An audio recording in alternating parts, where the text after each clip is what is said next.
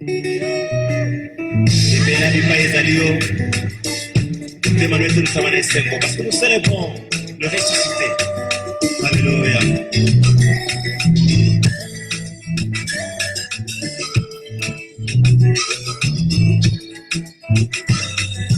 Ukisema kama Yesu unakina na yeye. Oh Yesu.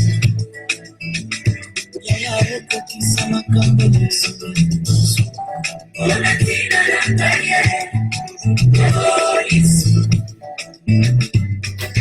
Sabe mwenye anatibu sababu mtu unakina na yeye.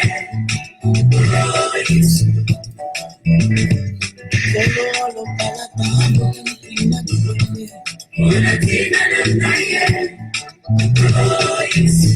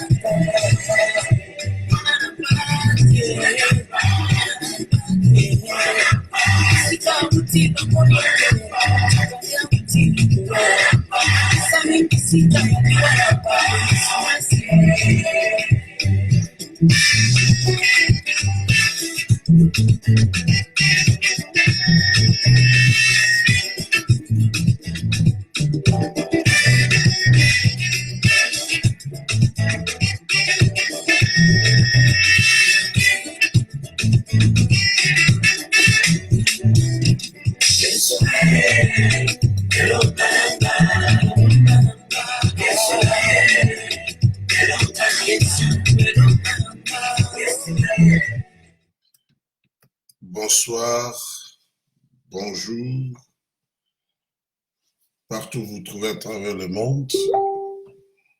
Je vais commencer par bonsoir parce que je sais que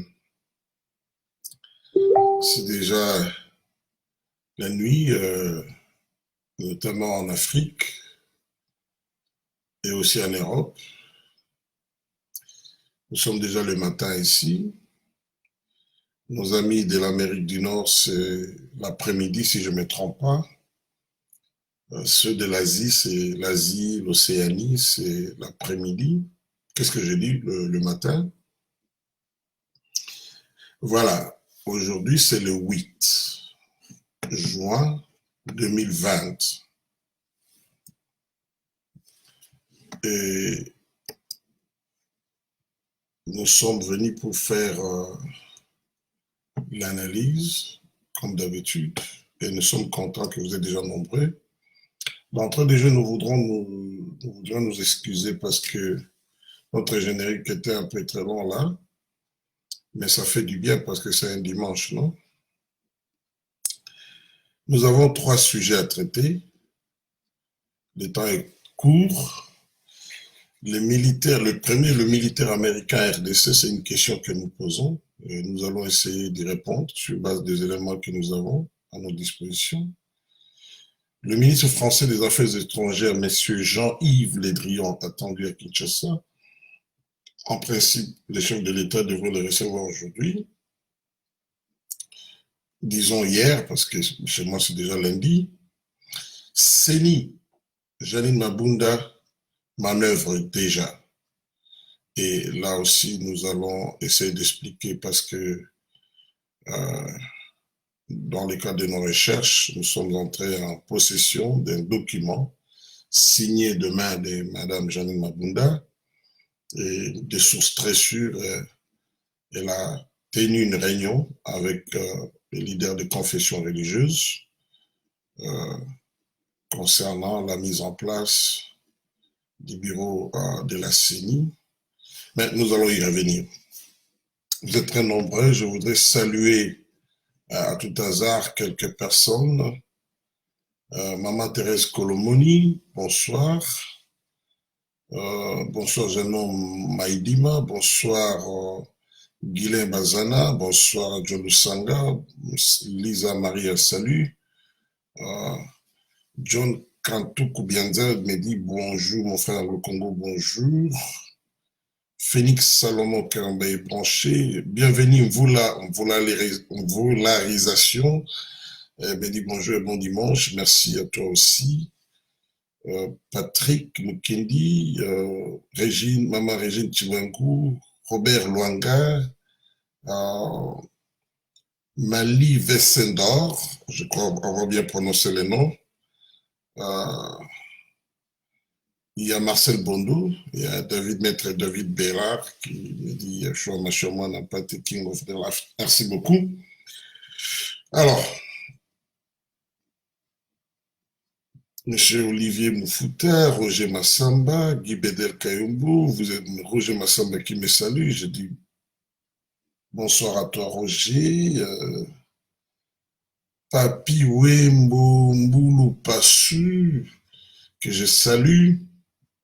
Ah, vous êtes nombreux déjà. Donc, non, je ne saurais pas parce que vous êtes déjà une centaine branchés. Je suis en train de chercher des gens rares pour les encourager à revenir.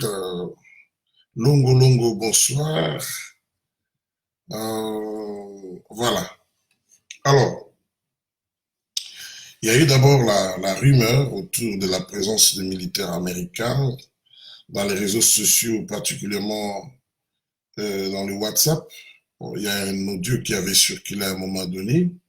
J'avais dit que les récits de ce monsieur étaient cohérents, mais qu'il fallait un autre témoignage parce que il vous souviendra donc un audio qui était passé.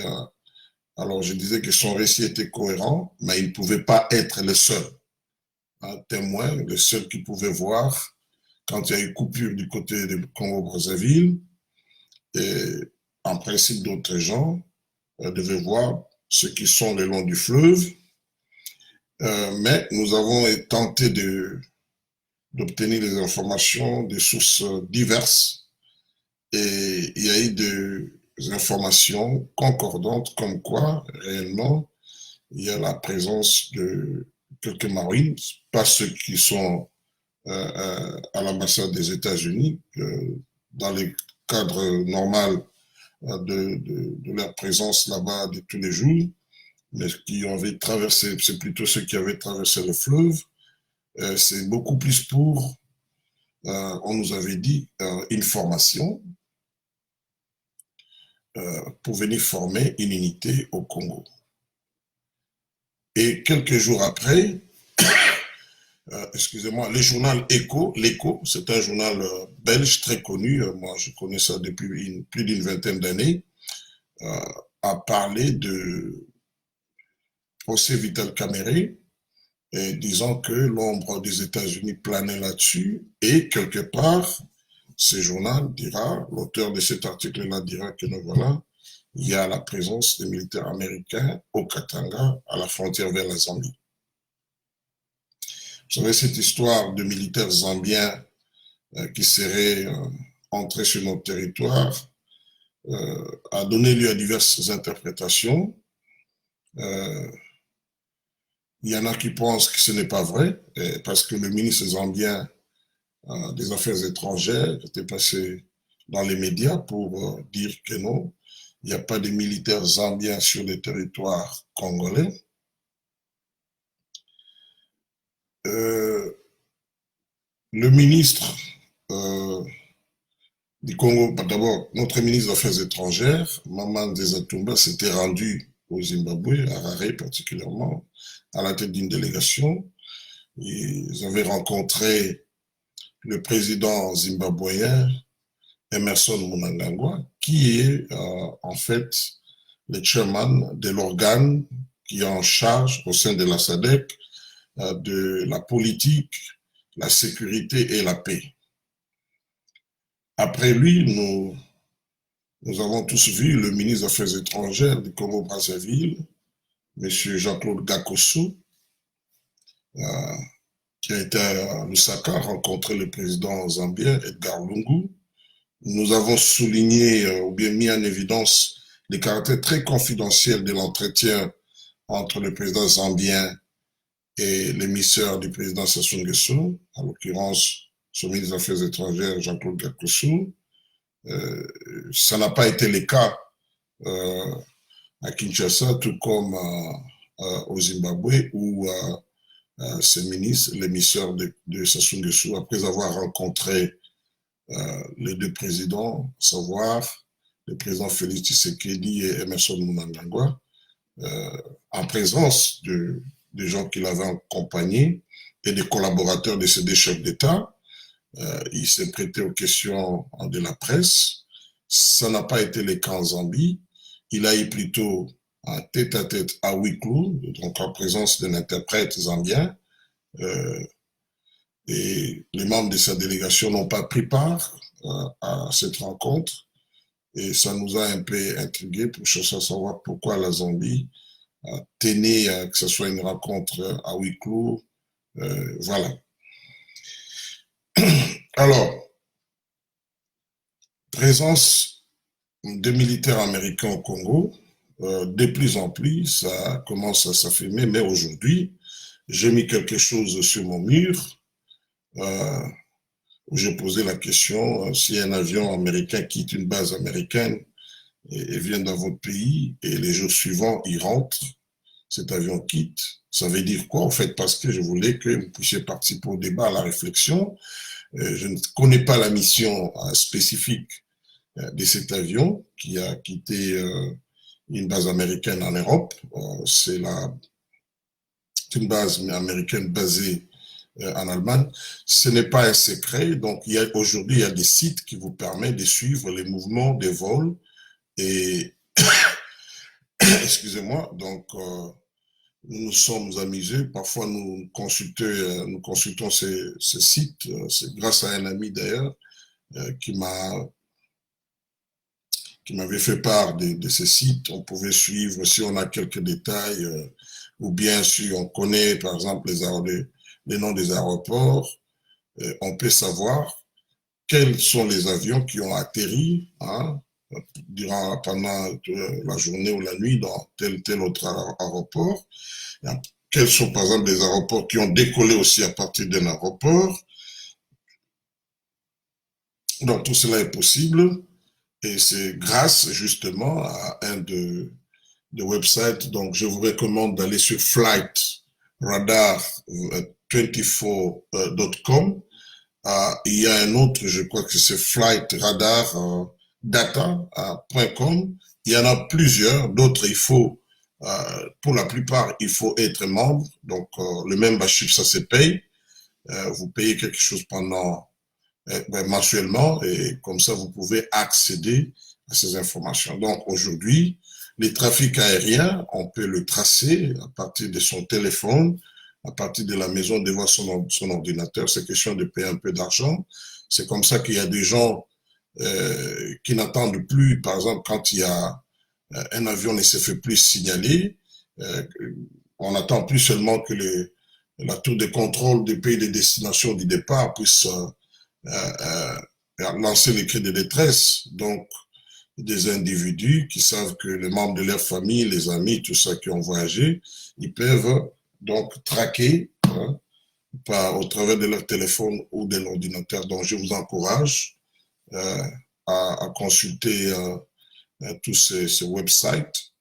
Mais pour avoir de plus d'informations, il faut absolument, vous avez une période d'essai, je crois, ça dépend, il y en a qui donnent 1 mois de gratuit, il y a d'autres qui donnent une semaine, mais si vous payez, je crois, une affaire de $7 par mois, vous pouvez, j'en ai même vu de $3, donc vous pouvez savoir le parcours des avions, quels sont les avions qui ont atterri, voilà, donc dans tel aéroport, l'avion a fait l'escale. Vous pouvez même suivre ça live, donc en direct, et voir que maintenant l'avion est au-dessus de tel pays. Donc c'est grâce particulièrement à ces websites d'information, nous sommes tombés, il y a une base militaire américaine en Allemagne, Ramstein, c'est ça le nom, c'est dans le sud-ouest de l'Allemagne, c'est la plus grande base américaine en dehors des États-Unis. D'ailleurs, on dit que c'est la communauté militaire qui est là et le personnel militaire qui est là, et même civil, c'est la plus grande communauté américaine en dehors des États-Unis. C'est considéré comme un autre petit État américain. Et cet avion a quitté là-bas, c'était le 6, donc hier pour certains d'entre vous, et la direction c'était Kinshasa, la capitale de la République démocratique du Congo, votre pays et mon pays. Alors, nous sommes pendant la période de Covid, vous savez qu'il n'y a pas de vols commerciaux, il y a que, disons quand je parle des passagers, il y a des cargos, c'est vrai, mais le fait que cet avion ait quitté une base militaire, ça ne pouvait que nous intriguer. Et bon, après, j'étais en train de surveiller, de voir, et finalement, je me suis rendu compte que l'avion avait quitté Kinshasa, donc hier, le 7. Alors, la question reste, pendant ce temps où on parle de présence de militaires américains au Congo, qu'est-ce que cet avion, bon sang, est venu faire au Congo? Est-ce que c'était un avion de type militaire? Non. Grâce à ces sites-là aussi, vous pouvez savoir c'est quel type d'avion. Ce n'est pas un avion forcément, en tout cas apparemment, ce n'est pas un avion militaire, apparemment, mais le fait que c'est parti d'une base militaire américaine, ça nous a amené à nous dire qu'à bord, c'est pas un gros appareil, ça nous a amené à nous dire que soit il y a un émissaire de haut rang hein, qui était dedans, parce que ceci arrive au moment où on a annoncé la visite du ministre français des Affaires étrangères. Je dois signaler que le 2 juin, le ministre français des Affaires étrangères était en conversation téléphonique, en entretien, donc avec son homologue américain, Mike Pompeo, et là-dedans, ils ont parlé de l'Afrique, hein, donc surtout du Sahel, mais nous pensons que, parce qu'il s'agissait de la sécurité en Afrique, nous pensons qu'ils n'ont pas manqué de parler de la RDC. Aujourd'hui, nous sommes le 8, donc le 2 juin, Ils ont eu cet entretien et puis le 3, le département d'État a fait état de cet entretien. Vous savez, quand on donne des communiqués comme ça, il y a des choses que l'on censure. Donc nous sommes là, je ne veux pas dire que nous avons à notre disposition toutes les informations, mais nous sommes en train de surveiller et nous pensons que quand nous donnons ce genre d'informations, ça va permettre à d'autres Congolais de nous donner, de réveiller d'abord la surveillance et puis de nous donner des informations au cas où ils en ont. Alors,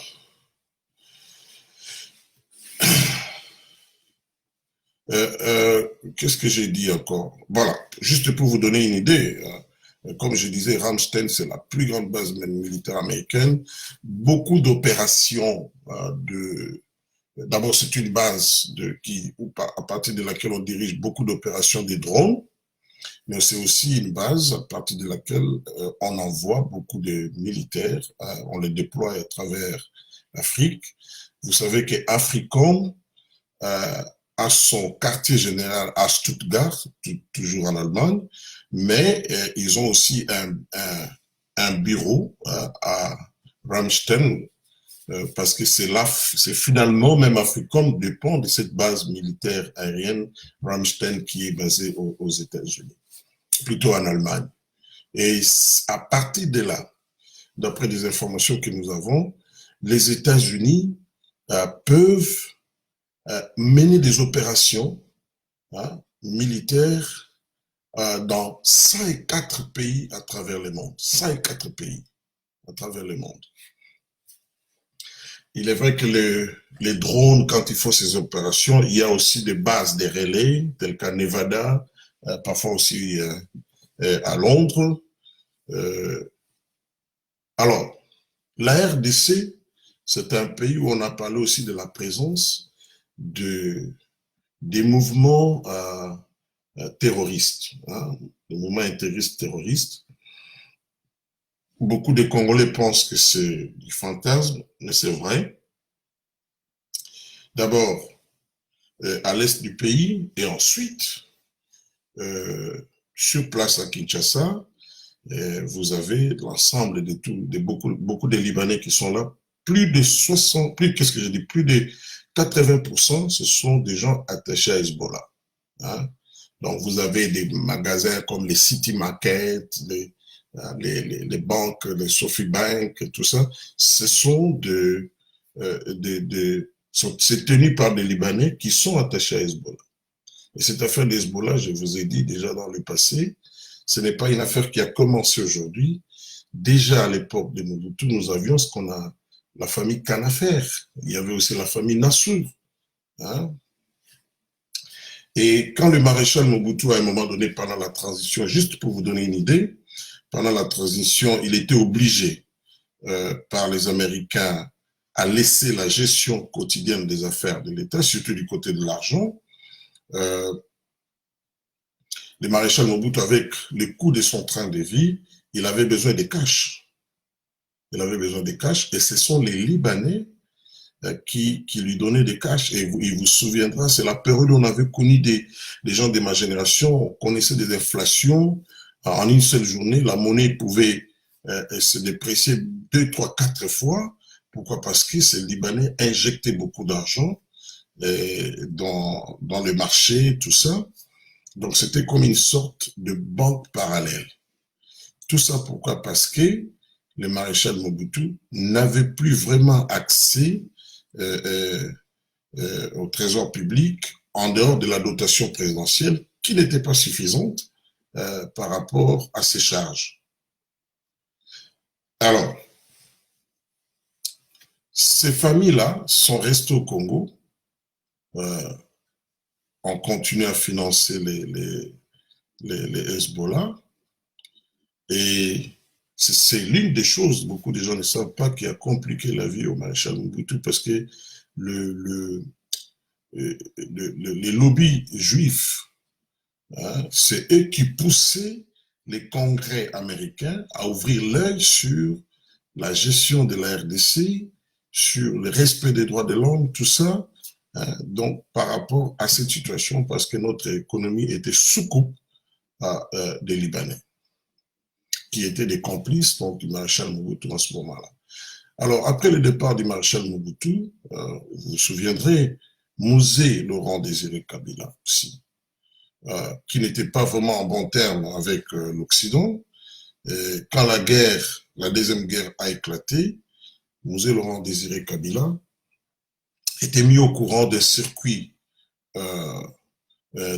d'échange d'argent. Donc, la partie occupée par l'RCD Goma, on continue à utiliser la monnaie congolaise, le franc congolais, et les taux d'échange dans cette partie-là occupée par l'RCD Goma étaient il y avait un écart entre les taux pratiqués là-bas et les taux pratiqués du côté de Mosé, et ce qui avait fait que certains Libanais prenaient de l'argent à partir de Kinshasa et allaient échanger cela à l'est de la République en passant par Brazzaville. Donc il y avait un circuit à Brazzaville, et vous vous souviendrez, quand on a tué Mosé, vous avez appris qu'il y avait un Libanais, héritier, qui avait fui par Brazzaville. Mais avant qu'on arrive là, Mosé avait mis la main sur ces gens-là. Finalement, Mosé les avait utilisés aussi parce qu'il avait besoin d'argent. Il avait besoin d'argent pour soutenir la guerre. Alors,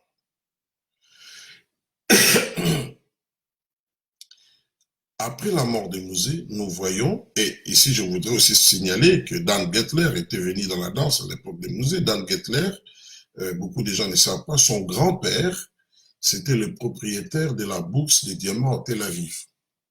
Et son grand-père était cousin à M. Maurice Templesman, qui est un sujet belge, mais juif, qui était à un moment donné consul des États-Unis. Je dis bien, je sais qu'il était belge, mais consul des États-Unis au Congo. En fait, c'était un agent de la CIA. Dans leur époque, ils étaient avec M. Gatt, qui travaillait, qui finalement avait monté à Télécel avec M. Nico. Donc, il y a toujours eu un combat au Congo qui ne dit pas son nom entre le service secret américain juif contre l'Hezbollah, qui est un mouvement proxy de l'Iran. Alors, je l'ai dit dans l'émission passée que cette présence de Hezbollah, il y en a qui pensent que c'est comme du fantasme, ils croient que c'est comme le Maïmaï, je ne sais pas moi, non, c'est une présence qui est prise au sérieux par les Américains. Et la communauté libanaise, je le répète, qui est au Congo, elle est la plus puissante de toutes les communautés libanaises d'Afrique. La plus influente financièrement, la plus puissante financièrement. Donc, une des grandes sources de financement, d'abord des blanchiments d'argent et des financements des Hezbollah, la plus grande source en Afrique, c'est la RDC, votre pays et mon pays. Il y a un compatriote qui a réagi au poste que j'ai mis sur mon mur, qui a dit, quand vous avez un tel vol, ça veut dire que votre pays intéresse au plus haut point le Pentagone, moi j'ajouterais même le Pentagone et la CIA. Alors, est-ce que ces vols, qu'est-ce que ça veut dire? Je n'en sais rien. Nous allons continuer, si nous saurons un jour de quoi il s'agit, mais je peux vous garantir que le vol a eu lieu. Je l'ai vérifié sur des sites. Il y a un site, celui dont je vous parle, et après 2 heures, il n'y avait plus de traces, mais quand moi j'étais entré, sur des sites, il y avait des traces, j'ai même l'immatriculation de l'avion. Alors, ça nous fait dire que quelque chose serait peut-être en train de se passer dans notre pays. Le militaire américain qui était déployé au Gabon, avant les élections, n'ont jamais quitté Gabon, tout simplement parce que, je l'ai dit dans d'autres émissions, ils sont là pour veiller que quand si la situation se dégénère au Congo, ils peuvent intervenir à tout moment. Mais autre raison que les Américains ne disent pas, mais beaucoup d'analystes disent que c'est aussi pour faire les contrepoids contre la présence russe en République centrafricaine. Donc, les gros morceaux dans la région de l'Afrique centrale, c'est la RDC. Les Centrafricains, qu'est-ce que je dis, les Russes en Centrafrique, ce n'est qu'une présence transition. Ils ont les yeux fixés sur la RDC et les Américains aussi viennent. Les Français n'avaient pas vu d'un bon œil l'arrivée des Américains au Gabon parce que les Français ont des troupes au Gabon. À l'époque, ils avaient même des troupes à Bangui sur place, mais qui avaient quitté finalement. Donc, l'arrivée des Américains voulait signifier que les Américains eux-mêmes ne veulent plus passer par des intermédiaires et que les Congos, la RDC, c'était un morceau qui les intéressait au plus haut point.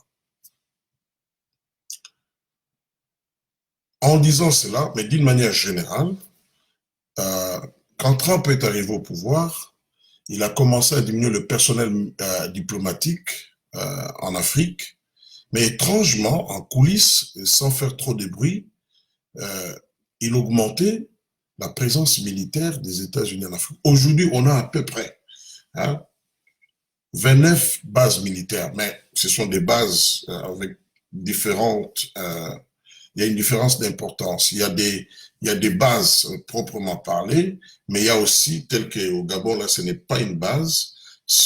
En fait, c'est une présence militaire qui leur permet, c'est comme une petite base, mais qui leur permet d'opérer très vite avant qu'ils reçoivent des ravitaillements venant d'une base proprement dite. Donc, vous avez à peu près 29. Ça ne s'est jamais fait et la tendance semble être à l'augmentation. Pourquoi? Parce que l'Afrique est un gros morceau. Et comme prétexte, c'est un prétexte valable ou pas, il parle de terrorisme. Mais on connaît le plan des États-Unis, bien la stratégie des États-Unis par rapport à l'Afrique. L'ancien conseiller en matière de sécurité de Donald Trump, M. John Bolton, l'avait étalé devant la presse. Il avait dit clairement, vous savez, lui c'était un faucon, et Donald Trump n'a jamais changé, bien qu'il avait limogé, il n'a jamais changé cette stratégie.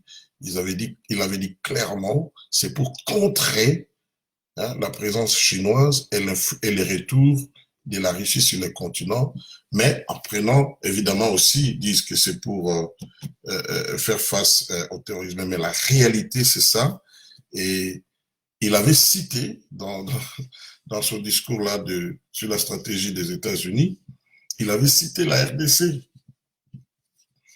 Donc, nous rentrons comme un peu à l'époque de la guerre froide, mais aujourd'hui, le monde n'est plus bipolaire, et le monde est multipolaire. Il y a beaucoup d'acteurs, il y a la Chine, entre-temps, qui est venue en force sur la scène internationale. Il y a d'autres forces, d'autres puissances régionales, telles que l'Israël, qui fait aussi son retour sur le continent africain. Le premier ministre israélien est allé au Tchad, il était venu au Kenya, il était venu au Rwanda, il était venu en Ouganda, et il a eu des entretiens déjà 2 ou 3 fois avec le président Félix Antoine Tshisekedi, le président de la RDC. Les derniers entretiens, c'était pendant la tenue, disons pendant cette période de tenue de ce procès, et au menu de leurs entretiens, entre autres, ils ont parlé de la sécurité et de la défense. Pourquoi? Tout simplement, je ne le dirai jamais assez, la RDC, dans ses sous-sols, il possède des minerais stratégiques qui sont des minerais très déterminants dans la course en termes entre les puissances mondiales dans leur course militaire. Donc c'est un grand dépôt et aussi, excusez-moi, c'est aussi un pays sur le plan écologique qui prend de l'importance. Hein.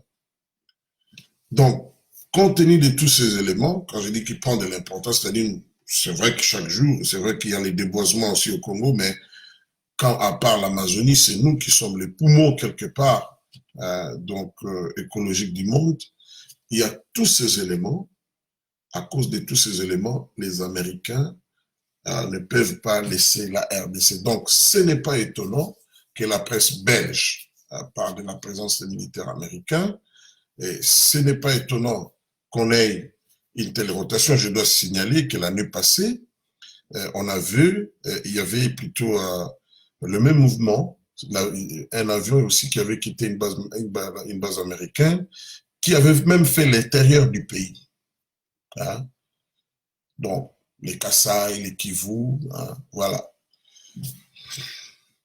Et aujourd'hui, la RDC, c'est l'un des pays plus surveillés, j'allais dire, en Afrique, en termes vous avez des images satellitaires, par exemple, sur les conflits dans l'Ituri, hein, à l'est de la République. Ils ont des images qui prennent au niveau des satellites de surveillance, donc des satellites et des drones. Hein, les conflits au Kasaï. Il y a des photos. Et même les Américains disent que ce sont à travers les satellites qu'ils ont suivi les conflits Kamina. Donc, ils sont très bien informés concernant notre pays. Alors, je laisse ce point-là. C'est vrai que vous ne serez pas satisfait parce que les informations ne sont pas complètes, mais nous n'allons pas attendre. Peut-être que nous n'aurons pas toutes les informations, mais ça va vous permettre quand même de suivre ce qui se passe chez nous. Et tout cela se passe chez nous dans un contexte de crise. Il ne faut pas qu'on se les cache. Il y a une crise politique au Congo, la cohabitation entre le président Félix Tshisekedi et la famille politique de son prédécesseur, M. Joseph Kabila. Cette cohabitation n'existe que de nom. C'est une coalition où il y a toujours des problèmes.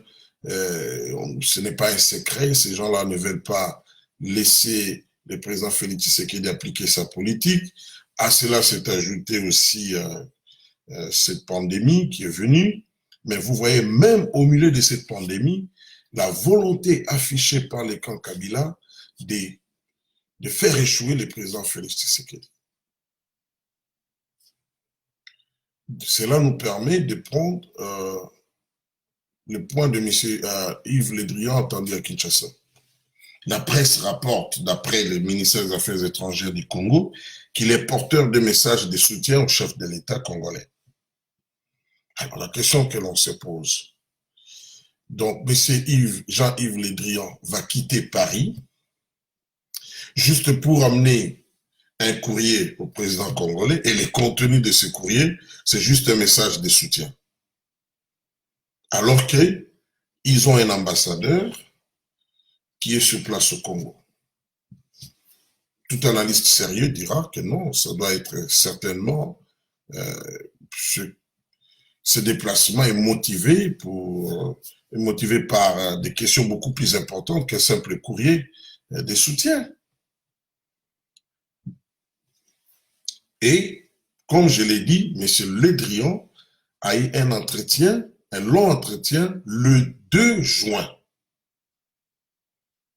Donc, ça fait une semaine pratiquement. Et après cela, il va venir au Congo. Est-ce que c'est lié? À ce point, nous ne savons pas, mais ils ont parlé de l'Afrique. Hein, entre Pompeo et lui, ils ont parlé de l'Afrique. Et d'ailleurs, il ne vient pas seul. Hein. Il ne vient pas seul. Il y a aussi le commissaire européen au développement qui viendra. On parle d'un autre représentant de l'Union européenne qui va effectuer aussi le voyage. Il semble que nous allons assister. Officiellement, ils viendront voir le président de la République, mais les communiqués, la plupart des communiqués disent après ils verront quelques personnalités, quelques acteurs politiques. Nous pensons que quelques-uns, sinon pas tous, ils auront aussi des entretiens avec M. Joseph Kabila. Parce que ça ne va pas, il y a un blocage. Il y a un blocage. Alors, ceci nous permet d'aborder notre troisième point, qui est celui de la CENI, Madame Janine Mabunda, qui est à la manœuvre. Et ce n'est pas la première fois. Nous avons même des photos. Mais parce que nous n'avons pas encore eu l'autorisation de le publier, la toute première rencontre qu'elle avait convoquée, c'était au cercle Elaïs. Et à cette rencontre, M. Jean-Marc Abound n'était pas convié. Il avait rencontré les représentants des confessions religieuses et les autres acteurs de la société civile. Au centre de leurs entretiens, c'était la CENI. Hier, quand j'ai eu cette information, par un compatriote l'information qui est mercredi passé encore, cette fois-ci, Jean-Marc Abound n'est plus au bureau, il a reçu dans son bureau au Palais du Peuple les représentants des confessions religieuses. Et on m'a envoyé les courriers qu'elle avait envoyés à ces gens-là le 29. La réunion a eu lieu. On a tous les détails. D'ici là, ils vont convoquer Nanga. Ça fait partie de leur stratégie, que l'équipe de Nanga vienne faire les rapports sur la tenue d'élection de 2018. Alors, pourquoi c'est important?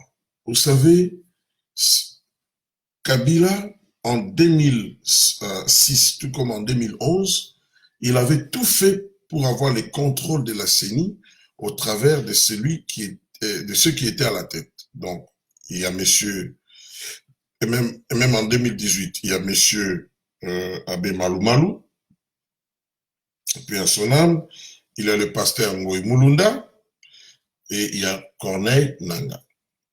C'est vrai que nous avons eu une alternance au Congo au sommet de l'État, mais l'État, surtout l'appareil exécutif, ne se limite pas seulement à celui qui est à la tête de l'État. Donc, on a par exemple les gouvernements où la majorité des ministres, ce sont les membres du FCC.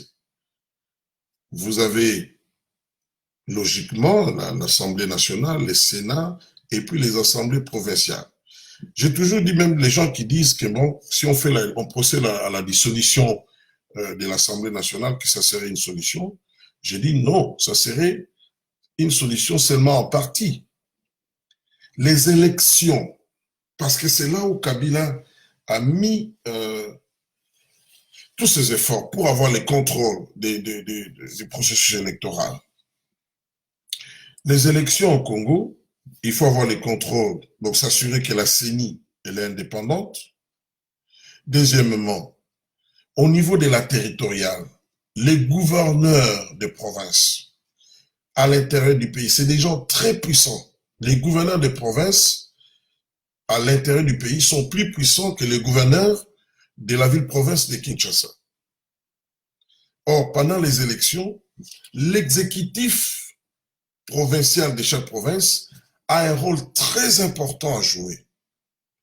Et le plus souvent, dans le coin le plus reculé, les observateurs qui viennent de l'Union européenne, de l'Union africaine, on ne les déploie pas jusque dans les frontières du pays. Et c'est là où se passe la tricherie. Donc, Kabila ayant la quasi-totalité des gouverneurs de son côté, il a encore une carte à jouer pour que les élections, les résultats des élections lui soient favorables, même si le Parlement est dissous. Le Parlement,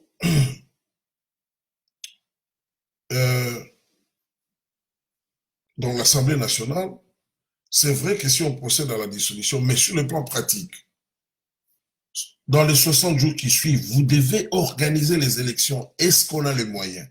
Avec un pays sous-continent comme le Congo, où il n'y a pas l'infrastructure nucléaire digne de ce nom, est-ce qu'on a les moyens, même si on avait l'argent pour financer ces élections, mais est-ce qu'on pourra déployer tous les personnels de la CENI à travers les pays? Est-ce qu'on pourra, pour faire l'enrôlement, et ensuite, pour finalement procéder à nos opérations électorales, déployer les matériels et tout ça, dans les 6 mois, je peux parier que c'est quasi impossible.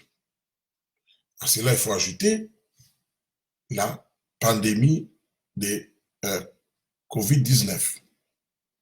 Donc, la dissolution du Parlement n'est peut-être pas la solution la plus efficace, mais à l'absence d'une autre solution plus meilleure que ça, bon, les gens souhaitaient que le président de la République procède à la dissolution du Parlement parce qu'il me semble que beaucoup de Congolais ne se retrouvent pas dans les députés, disons dans la majorité actuelle.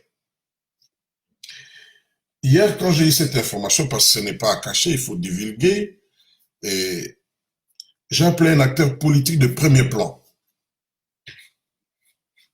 Hein, je ne vais pas citer des noms, mais c'est un des acteurs politiques qui a un grand nombre de députés à l'Assemblée nationale.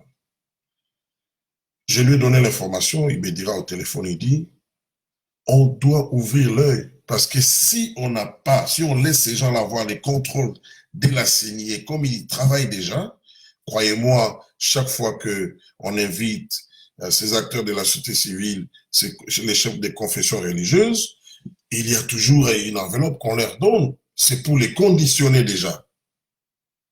Et il y a peut-être aussi des promesses. Alors il m'a dit, si on ne fait pas attention, on va vivre ce qu'on avait vécu avant. Et apparemment, à moins qu'il y ait une autre stratégie, apparemment, ils sont en train de réussir. Pendant qu'ils sont en train de distraire les gens, hein, en créant des petites tensions, des petites crises à gauche et à droite, ils sont en train de chercher à maîtriser l'essentiel. La magie même de la réussite frauduleuse des élections. C'est la CENI. Parce qu'une fois que la CENI donne les résultats, il est très difficile. La communauté internationale, souvent, prend des shortcuts comme solution. Il est très difficile de revenir pour faire annuler ces résultats-là. C'est le moment que des gens qui veulent vraiment les changements dans ce pays-là, c'est ça le moment d'ouvrir l'œil et de mettre en place des stratégies concernant la CENI. C'est aussi le moment pour les Congolais d'interpeller ces chefs des confessions religieuses. Je mettrai la liste parce que j'ai leur nom, hein, de les interpeller pour qu'ils ne viennent pas nous dire, écoutez, biso ba pasteur, biso ba sango, biso ba imam, on n'a pas besoin de ces excuses après coup. Hein. C'est le temps de prévenir. La communauté internationale ne sera pas toujours là pour en train de nous soutenir, hein, concernant les élections. Non. Mais il me semble que maintenant, la donne est favorable pour les changements, donc on doit en profiter. Est-ce que j'ai encore quelque chose à dire? Bon, ils sont en train aussi de voir qui pourront être les potentiels candidats crédibles. Ils sont en train de les discréditer. Hein, déjà, j'ai quelques éléments. On a fait des analyses sur certaines émissions. Donc, ils ont anticipé et on doit faire très attention. Je répète encore, ils ont l'Assemblée nationale, ils ont les assemblées, donc les exécutifs provinciaux, hein, et ici, là, s'ils ont la CENI, bon, écoutez, on n'aura pas